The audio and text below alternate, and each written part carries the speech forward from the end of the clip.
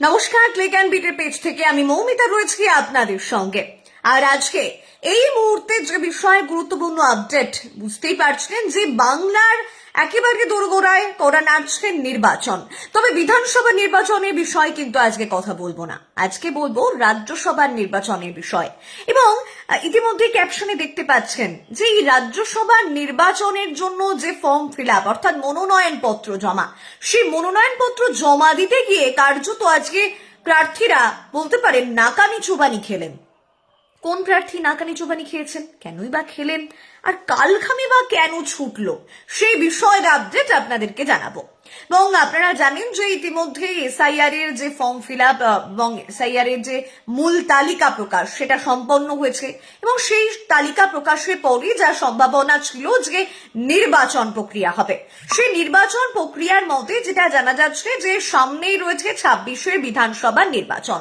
তবে 26-এর বিধানসভার নির্বাচনের আগে ইতিমধ্যেই ঘোষণা হয়ে গিয়েছে যে রাজ্যসভার নির্বাচনটাকে সেটাকে সম্পন্ন করতে হবে। যেটা জানা গিয়েছে সূত্র মারফত খবর যে রাজ্যসভার নির্বাচন, সেই নির্বাচন হবে হচ্ছে 16ই মার্চ, এবং আজকে অর্থাৎ 5ই মার্চ সেই নির্বাচনে মনোনয়ন প্রার্থীদের মনোনয়ন পত্র জমা দেওয়ার আজকে শেষ দিন ছিল। এবং আগামীকাল অর্থাৎ 6 তারিখ হবে তার স্কুটিনি, এবং একই সঙ্গে মনোনয়ন পত্র প্রত্যাহারের জন্য যে শেষ তারিখ, সেই প্রত্যাহারের শেষ তারিখও রয়েছে 9ই মার্চে। এবং আজকে সকাল থেকে দেখা গেল যে বিধানসভায় প্রবেশ করলেন এই প্রথম কোয়েল মল্লিক। তিনি বললেন যে বিধানসভায় প্রথমবারের মতো তিনি প্রবেশ করেছেন। 22 বছর ধরে তিনি অভিনয় জগতে রয়েছেন, তিনি অভিনয়ের মাধ্যমে মানুষকে এক প্রকার সুখ দেন, মানুষের মধ্যে মানুষের আনন্দ দেন। এবার তিনি মানুষের জন্য কাজ করবেন, আর সেই সুযোগটাই করে দিয়েছেন মমতা বন্দ্যোপাধ্যায় এবং অভিষেক বন্দ্যোপাধ্যায়, এবং তার জন্য তিনি মমতা বন্দ্যোপাধ্যায় এবং অভিষেক বন্দ্যোপাধ্যায়কে ধন্যবাদও জানিয়েছেন। অন্যদিকে যে বিষয়টা দেখা যাচ্ছে, আইনজীবী মেনকা গুরুস্বামী তিনিও কিন্তু অন্যদিকে একেবারে রাজনৈতিক ময়দানে তিনি একেবারে নতুন মুখ। যেমন রাজনৈতিক ময়দানে নতুন মুখ কোয়েল মল্লিক, তেমনই মেনকা গুরুস্বামী তিনিও কিন্তু রাজনৈতিক ময়দানে নতুন মুখ। তিনি জানিয়েছেন যে তিনি দীর্ঘদিন ধরে আইনজীবীর কোটটা পরে সংসদে দাঁড়িয়ে এবার তিনি অর্থাৎ সংসদের উচ্চ কক্ষে দাঁড়িয়ে এবার তিনি সংবিধানে যা যা রয়েছে, সংবিধান কিন্তু সাধারণ মানুষের সমান অধিকারের কথা বলে, সেইটারই দাবি জানাবেন।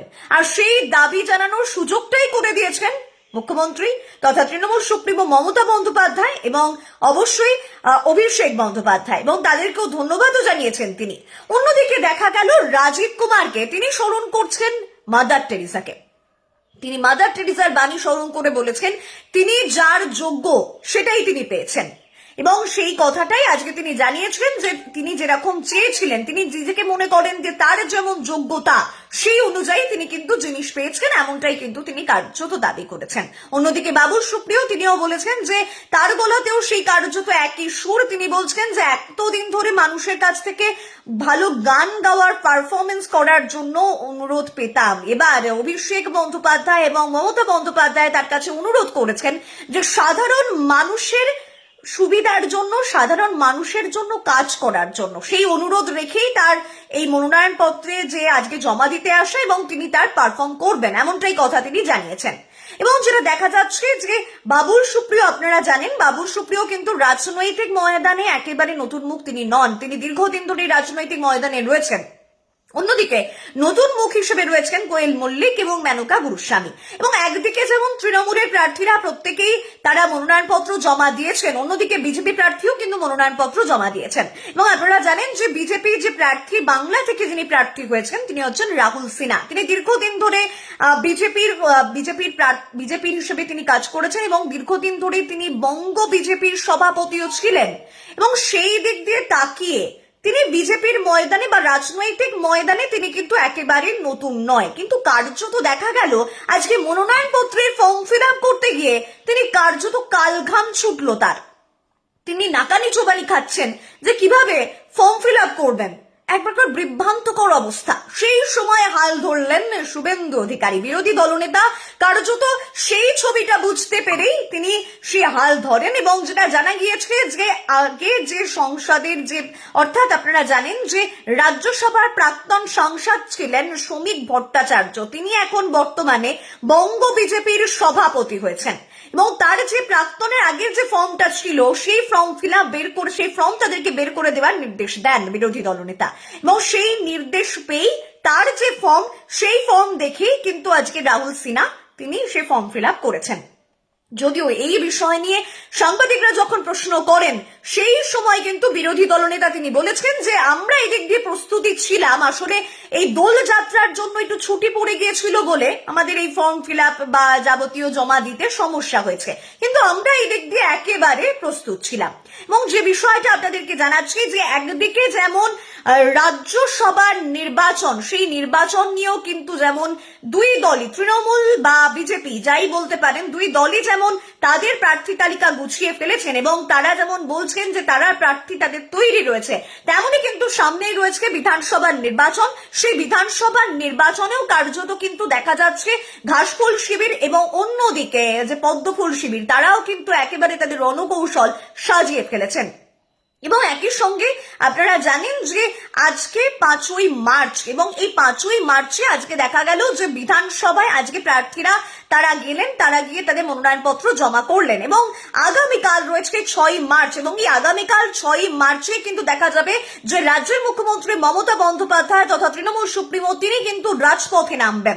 তিনি রাজপথে নামবেন এসআইআর এর দাবিতে, অর্থাৎ এসআইআর এর যে 60,60,000 মানুষের যে নাম এখনো পর্যন্ত বিচারাধীন রয়েছেন সেই বিষয়ে কিন্তু এক প্রকার কার্যত রাজপথে নামবেন তৃণমূল সুপ্রিমো তথা রাজ্যের মুখ্যমন্ত্রী মমতা বন্দ্যোপাধ্যায়। এমন ঘোষণাই কিন্তু অনেক আগেই করেছিলেন অভিষেক বন্দ্যোপাধ্যায়। এবং যে বিষয়টা নিয়ে আপনাদেরকে বলছিলাম যে রাজ্যসভার নির্বাচন, সেই নির্বাচন নিয়ে আজকে মনোনয়নপত্র জমা করা হলো এবং একদিকে বিধানসভার নির্বাচনকে বিষয়টাও কিন্তু একেবারে ভাবছে ফেলে দিতে পারছেন না কোন রাজনৈতিক দলগুলি, তারা কিন্তু ইতিমধ্যেই তাদের যে রণকৌশল সেটাকে এক প্রকার সাজিয়ে ফেলেছেন।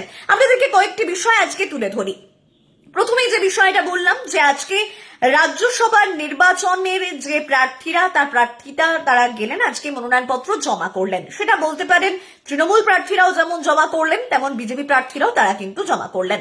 অন্যদিকে যেটা জানা যাচ্ছে যে একদিকে আজকে কিন্তু যেটা জানা গিয়েছে যে আজকে 60,60,000 যে ভোটাররা রয়েছে তাদের যে এখনো পর্যন্ত বিচারাধীন ভোটাধিকার নিয়ে বিচারাধীন রয়েছে, এই বিষয় নিয়ে হুমায়ুন কবির পৌঁছে গিয়েছেন নির্বাচন কমিশন অর্থাৎ রাজ্যের মুখ্য নির্বাচন কমিশনের দপ্তরে, এবং মনোজ আগরওয়ালের কাছে তিনি জমাও করেছেন তাদের যে দাবি দেওয়া রয়েছেন। এবং আপনারা জানেন ইতিমধ্যে নির্বাচন কমিশন যে অর্থাৎ হুমায়ুন কবিরের যে দল আম জনতা পার্টি, সেই আম জনতা পার্টির তাদের যে আম জনতা উন্নয়ন পার্টি তাদের যে রেজিস্ট্রেশন সেই রেজিস্ট্রেশন মঞ্জুর করেছে নির্বাচন কমিশন। এবং সেই দিক দিয়ে তাকিয়ে সামনে যে আসন্ন বিধানসভার নির্বাচন রয়েছে সেই আসন্ন বিধানসভার নির্বাচনে তারা জোরদার রাজনৈতিক ময়দানে লড়াই করতে পারেন, সেই দিক দিয়ে তাকিয়ে কিন্তু হুমায়ুন কবিরও বলতে পারেন একেবারে পিছিয়ে নেই। এবং যে বিষয়টা কিছুক্ষণ আগে আপনাদেরকে বলছিলাম যে আগামীকাল রয়েছে 6ই মার্চ, এবং সেই আগামীকালই রাজপথে নামছেন এই রাজ্যের মুখ্যমন্ত্রী তথা তৃণমূল সুপ্রিমো মমতা বন্দ্যোপাধ্যায়। তিনি রাজপথে নামবেন এবং একই সঙ্গে তিনি এসআইআর এর এই যে বিষয়টা অর্থাৎ 60,60,000 ভোটার তাদের যে ভোটাধিকার এখনো পর্যন্ত বিচারাধীন রয়েছে সেই বিষয় নিয়েই কার্যত তিনি কিন্তু তাদের প্রতিবাদ সভা তাদের দাবি দেওয়া তুলে ধরবেন। এবং আপনারা জানেন যে এসআইআর অর্থাৎ এসআইআর শুরু হয়েছিল ঠিক নভেম্বর মাসে, নভেম্বরের 4 তারিখ থেকে শুরু হয় এবং তারপর থেকে লাগাতার সমস্ত রাজনৈতিক দলগুলি এসআইআর নিয়ে কথা বলেছেন। এবার কিন্তু এবং দেখাও গিয়েছে রাজ্যের মুখ্যমন্ত্রী মমতা বন্দ্যোপাধ্যায়কে তিনি সুপ্রিম কোর্টে গিয়ে এই বিষয়ে প্রসঙ্গও তুলে ধরেছেন, অর্থাৎ বিচারকদের কাছে এই বিষয় নিয়ে সওয়ালও তিনি করেছেন। এবং এই বিষয়ে সওয়াল করার পর অবশেষে যেটা জানা যাচ্ছে যে আগামীকাল তিনি কিন্তু রাজপথে নামবেন এবং তিনি রাজপথে নেমে তিনি অনশনের পথেও এগোতে পারেন এমনটাই কিন্তু সম্ভাবনা দিয়েছেন অভিষেক বন্দ্যোপাধ্যায়।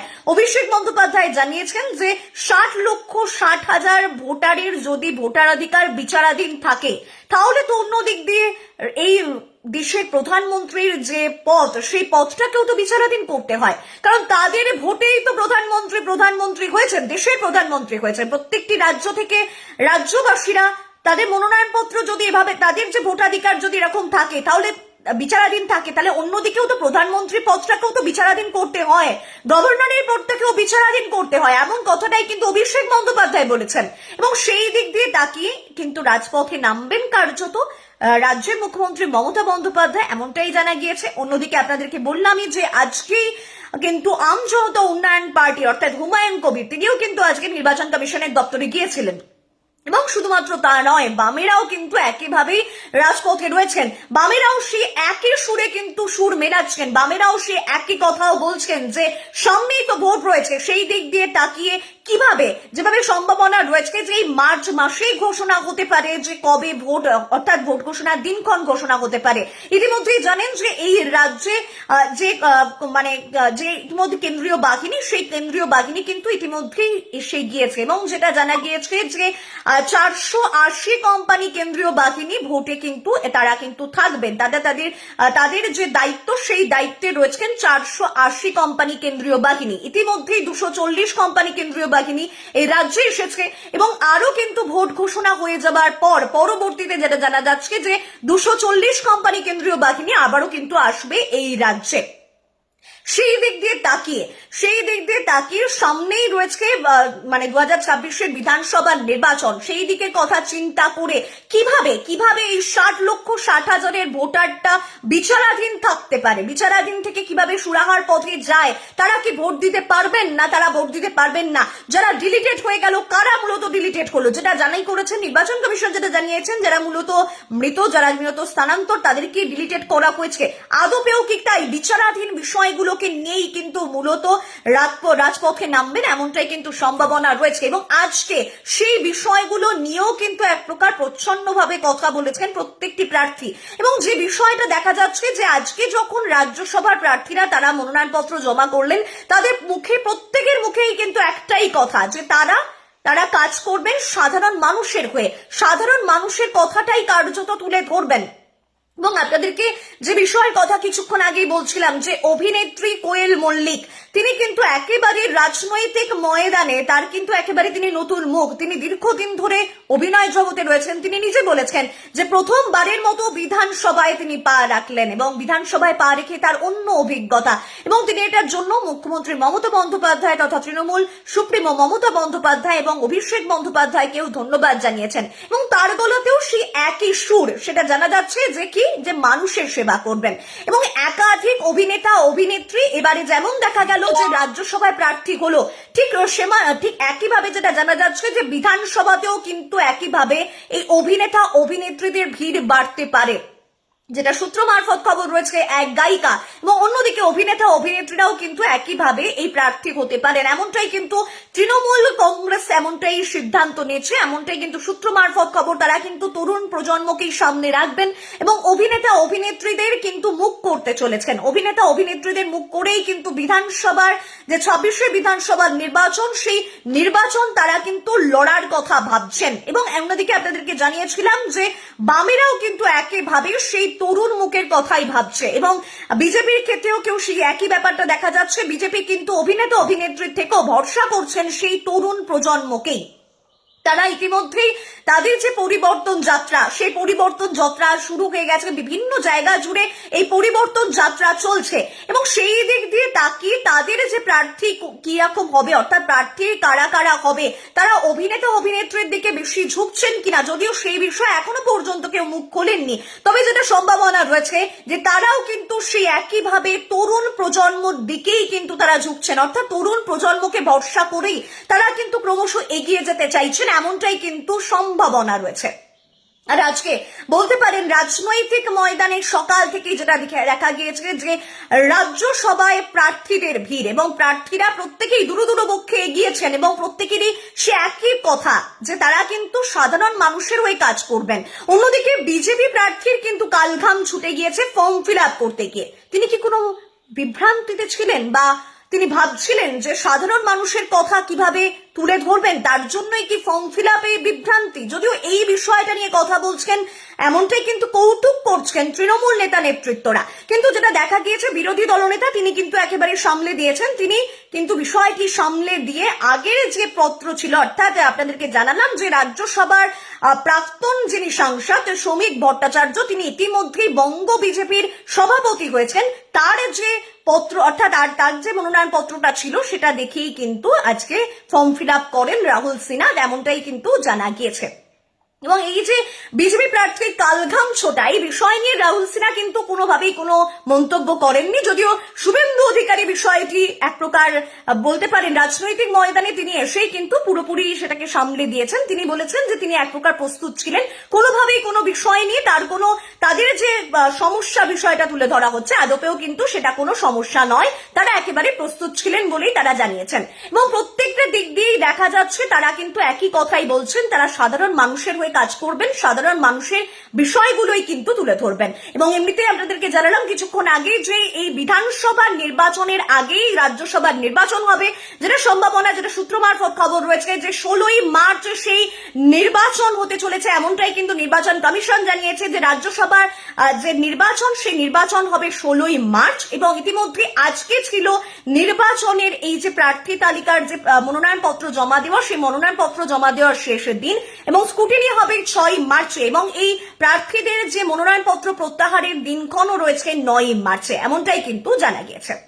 আর আজকে এটির সব থেকে গুরুত্বপূর্ণ খবর আপনাদেরকে তুলে ধরলাম ক্লিক অ্যান্ড বিটের পেজ থেকে। আর আপনারা তো বরাবরই গুরুত্বপূর্ণ আপডেট গুলো পেয়েই থাকেন এই ক্লিক অ্যান্ড বিটে, অর্থাৎ রাজ্য রাজনীতির আপডেট বা দেশ দুনিয়ার খবর বা বিনোদন বা খেলা, সব খবরই তো আপনারা পেয়ে থাকেন এই ক্লিক অ্যান্ড বিটের পেজ থেকে। আর আমি মৌমিতা আপনাদেরকে জানাতে আসি গুরুত্বপূর্ণ আপডেট গুলো ঠিক কি কি রয়েছে সেগুলো লাইভের মাধ্যমে তুলে ধরি, তেমনটাই তুলে ধরলাম আজকে এই পর্যন্তই। নমস্কার।